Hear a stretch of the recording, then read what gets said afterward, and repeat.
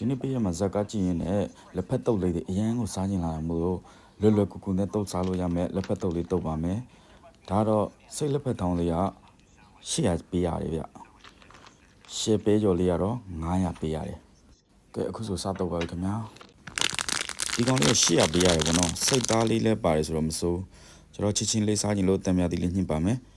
ပြီးတော့စီထက်ပါမယ်ခင်ဗျာစီလေးနဲ့တိတ်ချသမားအောင်တုပ်ပေးပါမယ်ဒီလက်ဖက်လေးရလေးထမင်းနဲ့စားရင်လည်းအရန်ကိုစားလို့ကောင်းတယ်ဟိုလက်ဖက်ထမင်းနဲ့စားလို့ရှိရင်ကောင်းတယ်ဒီဟာပြီးတော့ရှယ်ဘဲကျော်လေးထည့်မယ်ပြီးရင်ကိုစားခြင်းနဲ့အသီးရွက်လေးတွေထည့်ပေါ့နော်ကျွန်တော်တော့လက်ဖက်တုပ်စားရင်ရှောက်ရွက်လေးနဲ့စားရတာကိုကြိုက်တယ်အဲဒီရှောက်ရွက်နှံ့မှုမွေလေးနဲ့စားရတာလေတကယ်ကိုကောင်းတယ်ပြီးရင်တော့လက်ဖက်တုံးနဲ့အရန်ကိုလက်ဖက်တဲ့ရေနွေးချမ်းလေးထည့်ပါမယ်ခင်ဗျာ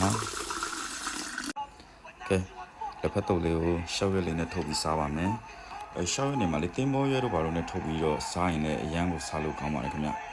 အခုဆိုလို့ရှိရင်ဘတ်ဂျက်1500လောက်နဲ့အိမ်မှာအလွယ်တကူတုပ်စားလို့ရတဲ့လက်ဖက်တုပ်လေးပေါ့နော်ကဲဇာတ်ကားလေးဆက်ကြည့်လိုက်ပါဦးမယ်နော်အားလုံးကိုကျေးဇူးတင်ပါတယ်ခင်ဗျာ